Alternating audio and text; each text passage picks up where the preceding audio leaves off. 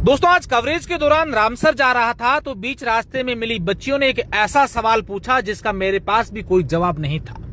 दरअसल इन बच्चियों ने कहा कि सर, आजकल स्कूलों का टाइम चेंज कर दिया गया है। कक्षा 1 से 8 तक जो बच्चे पढ़ते हैं उनको 11 बजे छुट्टी कर दी जाती है क्योंकि गर्मी ज्यादा है, और हम जो 9वीं 10वीं 11वीं और 12वीं के बच्चे हैं उन्हें स्कूल की छुट्टी 1 बजे हो जाती है। जब भयंकर गर्मी होती है तो हमें स्कूल से छोड़ दिया जाता है और हमें करीब 4 किलोमीटर 3 किलोमीटर 5 किलोमीटर दूर अपने घरों तक जाना पड़ता है। तो क्या हमें गर्मी नहीं लगती? क्या हमारे लिए टाइम नहीं बदलना चाहिए?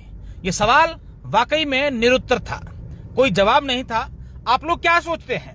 क्या गवर्नमेंट को इस पर भी काम करना चाहिए कि बच्चों को इस बाड़मेर की भयंकर गर्मी में टाइम से पहले, जब गर्मी शुरू हो उससे पहले छोड़ दें?